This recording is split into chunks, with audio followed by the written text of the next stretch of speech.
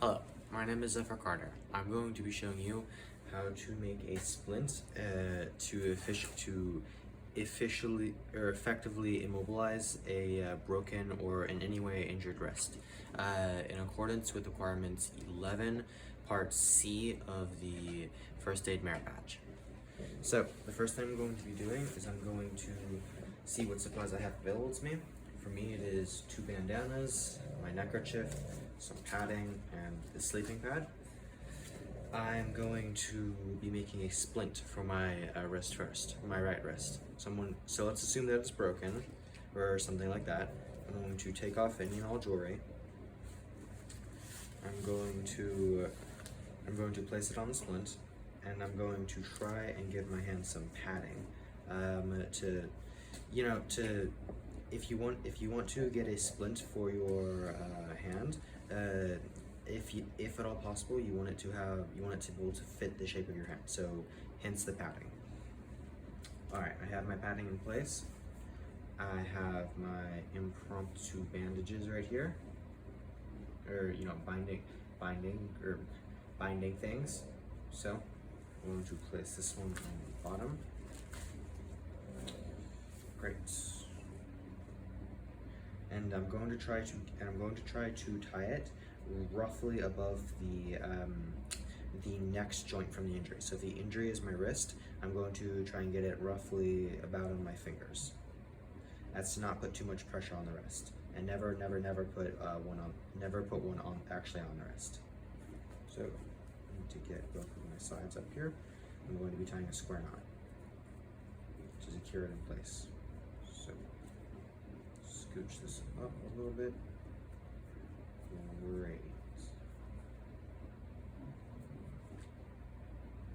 Okay, that goes under. I'm going to get it as best I can. Great.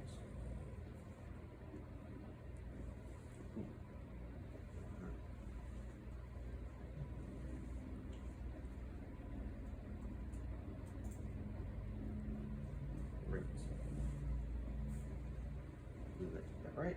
Yes, I did. Great. Alright. This is about as tight as I'm going to get it right now. So, let me add the second bandage now. I'm going to roll this up a little bit, making my cravat bandage right here. Place this under.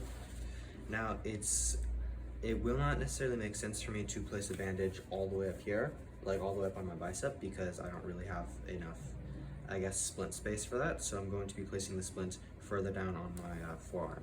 But I'm going to be applying this. I'm going to be applying a sling to hopefully keep it in place better. Let's get these two pins up here. Time to make another square knot. Okay.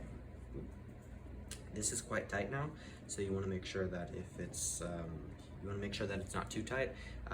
So if check the victim or check yourself, see if you still feel feeling in the fingers, if they change color or anything like that, or if they're clammy. If they're clammy, the person can't feel anything, or like they change color, then that's an indication that you need to loosen it. So I'm actually going to loosen it right now because it feels a little bit like weird. It feels too tight. All right, square knot complete. Now my hand is efficiently, I guess, splinted. Now I am going to apply, to the best of my ability, a sling. So, excuse me. I'm going to position the sling like this. I want it to be generally next to my body. So, unfortunately I can't really do this one-handed very well, but the idea is I just kind of get these two sides like this. I'm going to extend the base kind of roughly up to my elbow. I'm going to pin this right here. I'm gonna see if I can actually make a square knot. If not, I hope the idea will still be, like, I guess, be made. Oh, wrong way. If not, I hope that the idea is still, I guess, like, shown, the intention here.